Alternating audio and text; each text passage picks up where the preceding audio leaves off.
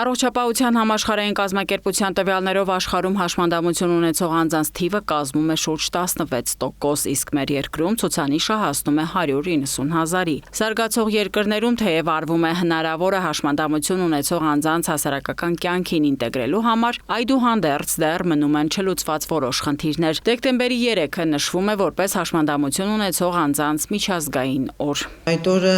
Եվս մեկ անգամ առիթ է, որպեսզի ուշադրությունը հրավիրենք որոշում կայացնողների եւ հանրության հաշմանդամություն ունեցող անձանց իրավունքների, դրանց պաշտպանության, իրավունքների իրացման մեխանիզմների վրա։ Հայաստանում հաշմանդամություն ունեցող անձանց խնդիրները ու դրանց լուծման ուղիները օրենսդրական համատեքստում մշտապես խորհրդարանի ուշադրության կենտրոնում են։ 2021 թվականի մայիսին ազգային ժողովն ընդունեց հաշմանդամություն ունեցող անձանց իրավունքների մասին նոր օրենքը, որն ամբողջությամբ համապատասխանում է ՄԱԿ-ի միջազգային կոնվենցիային։ Օրենքը, որ ընդունվել է 2021 թվականին, ամենակարևորն է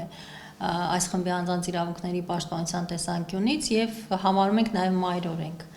Եվ այստեղ ամենակարևոր կարգավորումներն են տրվում պետության երաշխիքների, ուրեմն քաղաքականության սկզբունքների մասին եւ այլն։ Եվ դա աստիճանաբար է արվում։ Այսինքն կրթության ոլորտում մենք վերանայում ենք կրթության մասին օրենսդրությունը եւ եթե այնտեղ կան անհրաժեշտ կարգավորումների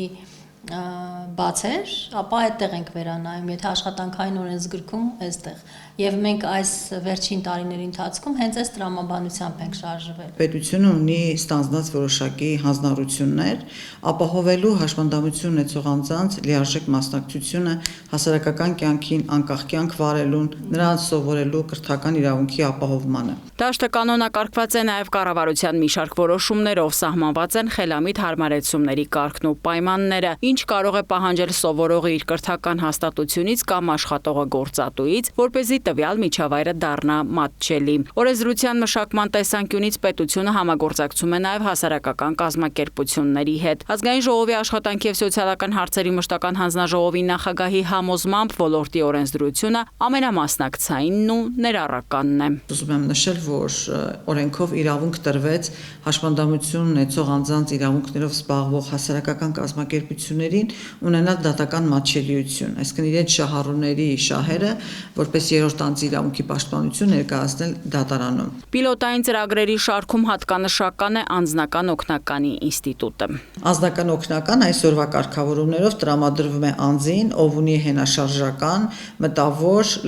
տեսողական եւ նաեւ հոգեկան առողջության խնդիրներով պայմանավորված խորը կամ ծանր սահմանափակում եւ 15+ է, սովորում է կամ աշխատում է։ Բոլոր մարդիկ պետք է ապրեն ազատ ու հավասար իրենց արժանապատվությամբ եւ իրավունքներով։ Հաշմանդամություն ունեցող քաղաքացիների իրավունքների մասին խոսելիս առաջին ուղղությունը դա միջավայրային ֆիզիկական մատչելիությունն է։ Հայաստանյան ենթակառուցվածքներն ունեն հասանելիության թերի մակարդակ։ Մեր օրենքով նախատեսված է, որ նոր կառուցվող շենքշինությունները պարտադիր պետք է ունենան մատչելիություն,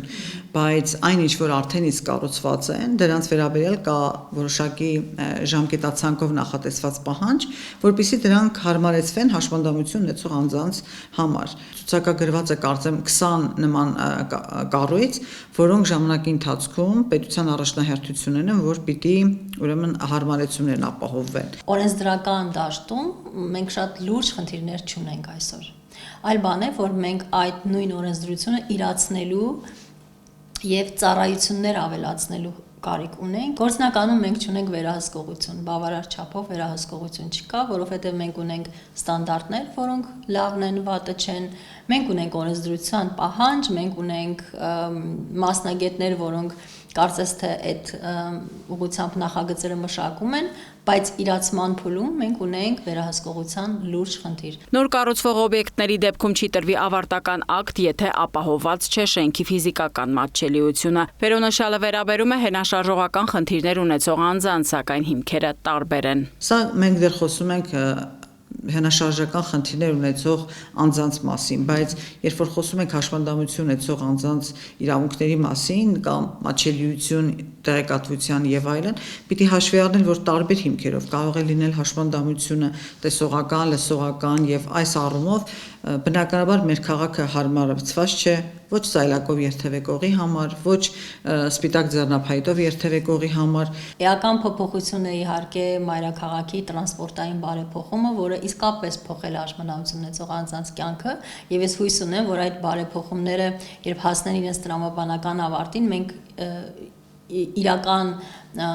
մեծ փոփոխություն կունենանք, որովհետև այո, տրանսպորտային միջոցները արկա են, բայց այն ծանրաբեռնվածությունը, որ մենք այսօր ունենք, թույլ չի տալիս, որ արկա հնարավորություններից հաշմանդամություն ունեցող անձը, մասնավորապես սայլակով տեղաշարժվող անձին կամ տեսողության խնդիր ունեցող անձին կօգտվեն։ Հաշմանդամություն ունեցող անձանց զբաղվածությունն ապահովելու տեսանկյունից падգամավոր Զարուհի Բաթոյանը կարևորում է գործատուների համար խրախուսման մեխանիզմների սահմանումը։ Կարծում եմ, որ մենք այստեղ պիտի օրենսդրությունը վերանայենք եւ աշխատանքի համար քվոտա սահմանենք հաշմանդամություն ունեցող անձանց համար։ Բոլոր այն կազմակերպություններում, որոնք հանդիսանում են գործատու, դա լինի պետական, թե մասնավոր։ Օրենքը այսօր էլ ունի սահմանած այս դրույթը, բայց կառավարության համապատասխան որոշումներ չկան եւ ես կարծում եմ, որ օրենքում եւս փոփոխությունների անհրաժեշտություն կա, այսինքն նույնիսկ այն տեսքով, որ այսօր սահմանված է, այդ խնդիրը չի լուծում։ Հանրային տրանսպորտից մինչև կրթություն, աշխատանք եւ առողջապահություն սրանք հարցեր են, որոնք պահանջում են ամենօրյա ուշադրություն եւ ցանկացած խնդիր պետք է լուծվի անմիջական շահառուների հետ համագործակցմամբ, շեշտում են խորհրդարանականները։